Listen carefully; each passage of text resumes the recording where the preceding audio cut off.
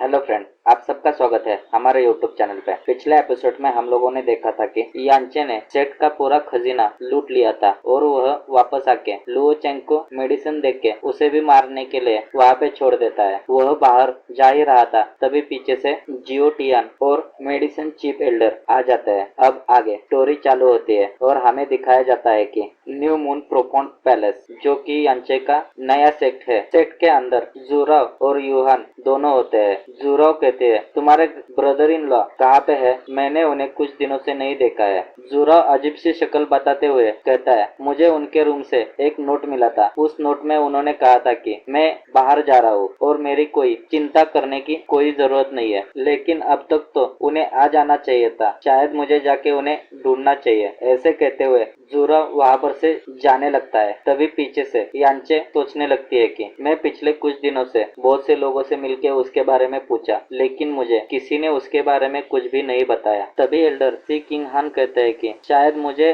डर है कि वह पहले से ही जियो सेट के हाथ को लगा होगा। यदि यह सच होगा तो यह हमारे लिए बहुत ही मुश्किल होगा। जुराव कहती है, लेकिन वह जिंदा है, तब तक मैं उसे जरूर बचाना चाहूंगी और भले ही उसके लिए मुझे कुछ भी करना पड़े। उसकी यह सारी बातें सुन के एल्डर सी किंग हान कहते हैं कि मेरे ख्याल से तुम्हें यांचे का ख्याल अभी छोड़ देना चाहिए और तुम्हें ब्लू विंड प्रोफॉर्म पैलेस के फैन के बारे में सोचना चाहिए। वह तुम्हारे लिए सबसे अच्छा होगा। जुराव कहती है, हाँ, मैंने पहले इसके बारे में सोचा था, क्योंकि वह बर्निंग हेवन क्लैन में था और वही बायोलॉजिकल सन है क्लैन मास्टर का, लेकिन वह हमारे फैमिली को सूट नहीं कर पाएगा। इसके अलावा वह बहुत ही अहंकारी है, उस वजह से वह हमारे लिए ज्यादा वफादार नहीं रहेगा। उसे सिर्फ इस दुनिया में कोई जीनियस ही कंट्रोल कर पाएगा। हालांकि यांचे की और फैन की तुलना करना बिल्कुल भी पॉसिबल नहीं है। फिर भी आपने कभी सोचा था क्या कि कोई अपने से ऊपर वाले स्तर के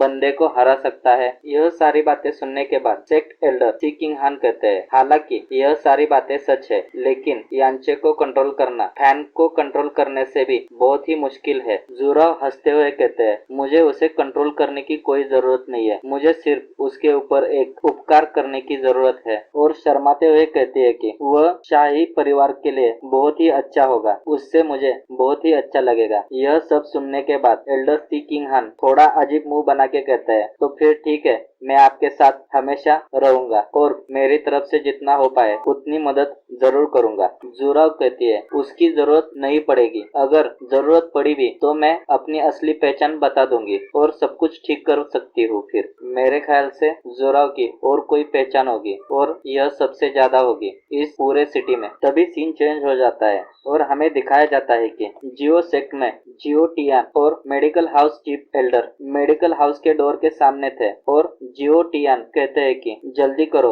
और डोर खोलो, हम लोग इस चीज को ऐसे ही खुले में नहीं रख सकते हैं। और हाथ में वही ड्रैगन कोर लेते हुए कहता है, इससे मेरा बेटा बहुत ही ताकतवर और इनविजिबल होगा इस पूरे सेक्ट में। तभी वह दरवाजा खोल लेते हैं और अंदर की हालत देख के मेडिकल हाउस चीफ एल्डर की बोलती ही बंद हो जाती है और वह कहने लगता है, सेक्ट मास्टर। तभी उसकी यह हालत देख के जियो टियान कहते हैं, क्या हुआ? तभी वह आगे देखता है और पूरा रूम ही खाली दिखाई देता है। यह सब कुछ देखने के बाद तो उन दोनों की भी हालत खराब हो जाती है और कहते हैं, ट्रेजर हाउस पूरा खाली हो गया, यह कैसे पॉसिबल है? यहाँ पे क्या हुआ और किसने किया होगा? यहाँ की सारी चीजें कहाँ गई? यह हमारा हजारों सालों का जमा किया गया पूंजी था, लेकिन अब यह कहाँ गया? ऐसे कहते हुए वह अपनी एनर्जी बढ़ाने लगता है। उनके एनर्जी के प्रेशर के वजह से मेडिकल हाउस एल्डर की हालत भी खराब हो जाती है और तभी उनकी नजर एक चीज पे पड़ती है और वह सेक्ट मास्टर को कहते हैं, सेक्ट मास्टर, वहाँ देखिए, उस दीवार पे कुछ लिखा है। तभी उनकी नजर भी वहाँ पर जाती है और वह दोनों वहाँ पर जाते हैं और पढ़ने लगते हैं, जियो टियान, आप एक पुराना गीजर है जो सिर्फ बचता है।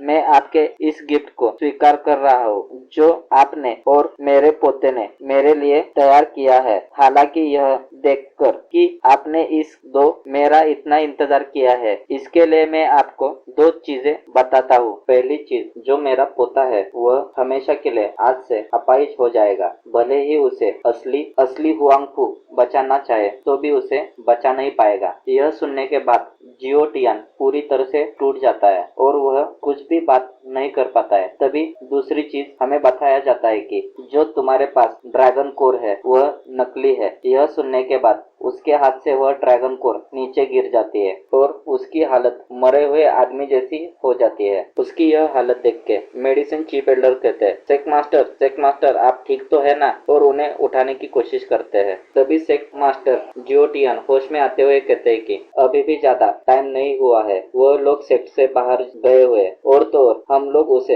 अभी भी पकड़ सकते हैं। मेरे ख्याल से टैंक अभी भी वहाँ पर ही होगा, जल्दी करो, उसे कांटेक्ट कर लो, हमें जल्द से जल्द हमारी सारी चीजें वापस लेनी चाहिए। तभी सीन चेंज हो जाता है और हमें बाहर यांचे और टैंक जाते हुए दिखाई देते हैं। तभी जियोचे कहता है, टैंक तुम्हें बाहर तक मुझे छोड़ने की कोई जरूरत नहीं है, तुम यहाँ पर ही रुको जब तक मैं वापस आ रहा हूँ। टैंक कहता है, लेकिन सेक मास्टर ने तो मुझे आपके साथ जाने के लिए कहा था। यांचे कहता है, मेरे कुछ पर्सनल काम है इसलिए मैं तुम्हें यहाँ पे खड़ा करके जा रहा हूँ। तभी पीछे टैंक को कुछ मैसेज आ जाता है और वह मैसेज सुनने लगता है। उसे ऐसा करते हुए देख के यांचे सोचता है कि शायद उन्हें पता चला होगा जो कुछ हुआ है, मुझे जल्द से जल्द यहाँ पर से निकल जाना चाहिए। तभी टैंक वह मैसेज सुनने लगता है। उस मैसेज में कहा गया होता है कि जल्दी करो और मास्टर हुआंग फू को पकड़ लो, वह एक धोखेबाज है, वही यांचे है और तो और उसने सब कुछ यहाँ पे आके तबाही मचा दी है, उसे कुछ भी करके पकड़ लो। यह मैसेज सुनने के बाद टैंक यांचे के ओर देखता है और यांचे टैंक की तरफ देखता है। आगे क्या होगा? यांचे पकड़ा जाएगा? इसी सस्पेंस के साथ हमारा यह एपिसोड यहाँ पे खत्म हो जाता है। अगर आपको हमारा एक्सप्लेनेशन अच्छा लगे तो चैनल को लाइक करें, सब्सक्राइब करें। Thank you for watching this video.